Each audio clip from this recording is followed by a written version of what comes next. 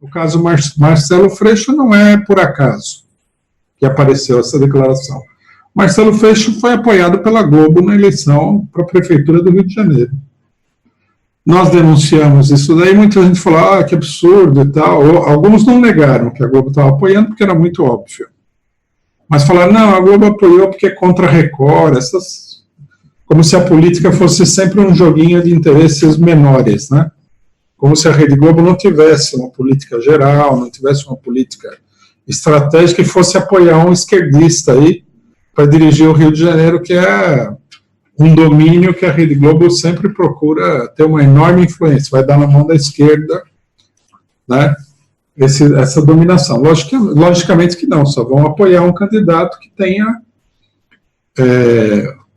condições de ser controlado, de ser disciplinado pela direita, no caso Marcelo Freixo. Por isso que ele aparece com essa declaração mais incisiva do que a maioria. Num certo sentido, ele está procurando dar a linha, né, para o PSOL e para a esquerda, para setores do PT, que tem maior timidez de se colocar assim.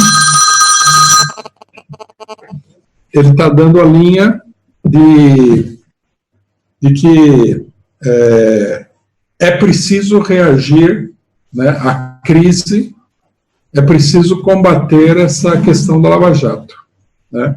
Dentro da própria esquerda, nós notamos, nas redes sociais, circulou uma versão de que as denúncias do Intercept eram denúncias que serviam os objetivos do imperialismo. Por que apareceram essas denúncias? Tomou-se um fato, né, que é que o Intercept foi financiado por um magnata aí turco, né, Pierre Omidyar, que é uma personagem de direita, um homem que financiou ONGs na Ucrânia, interveio na questão síria, etc. e tal, para dizer que, na verdade, todas essas denúncias estavam a serviço de um plano imperialista para acabar com o Sérgio Moro, o que é uma coisa meio difícil de entender, porque qual que seria? Por que o imperialismo está tão interessado em acabar com o Sérgio Moro, que vai implicar na liquidação de todo o processo da Lava Jato, que pode derrubar o governo Bolsonaro?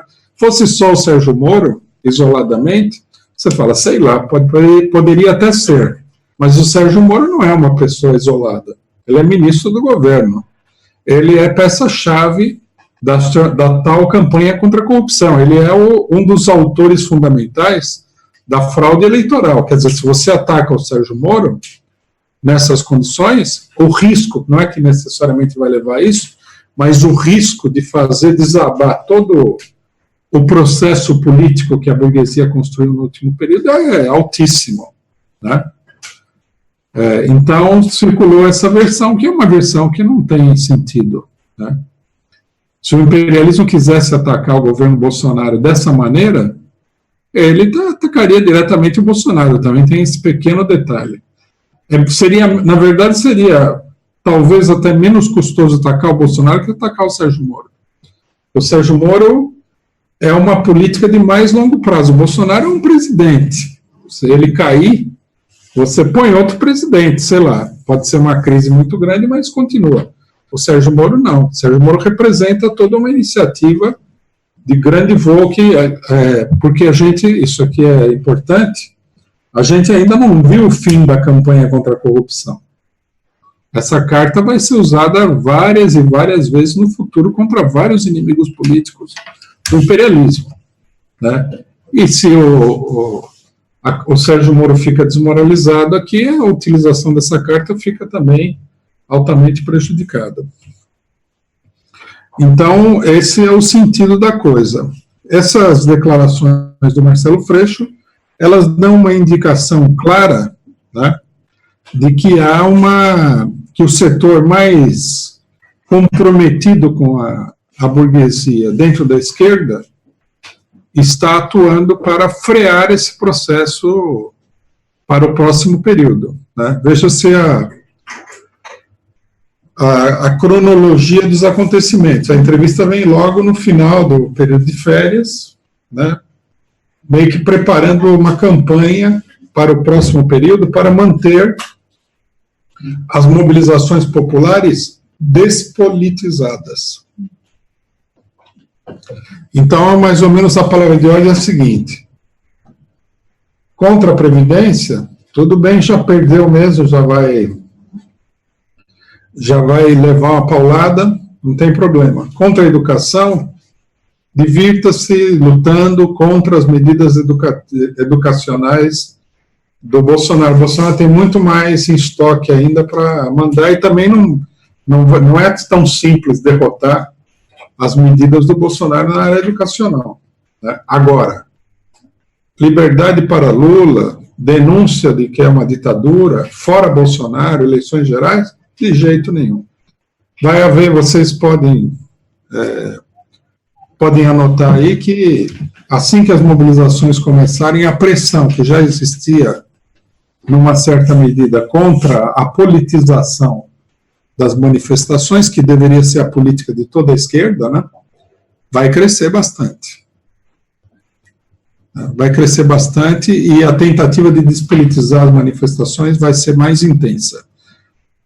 Quanto mais as mobilizações forem crescendo, enquanto elas não atingirem um determinado patamar, que ultrapasse toda essa tentativa de contenção, a tentativa de contenção vai crescer, né? Isso daí é um dado muito importante. É importante também prestar atenção na atitude que vários setores de esquerda vão ter em relação ao nosso próprio partido.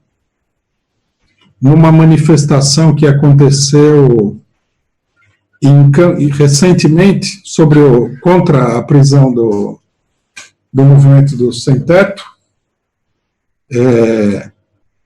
nós fomos lá para falar na manifestação e aparecer com a história triste de que os partidos não vão falar na manifestação, porque ainda existe isso daí, né? É importante até falar para os que estão fora do Brasil, que apesar de toda a experiência extremamente negativa, né, e catastrófica do abaixa a bandeira, meu partido é o meu país, etc. e tal, toda essa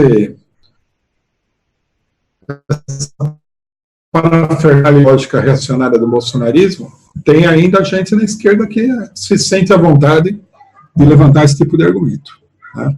Então, isso aí é importante. Quer dizer, conclusão, né, moral da história. Abre-se um período de luta política dentro do próprio movimento contra o bolsonarismo, contra as medidas do Bolsonaro, que tende a ser relativamente intenso, né?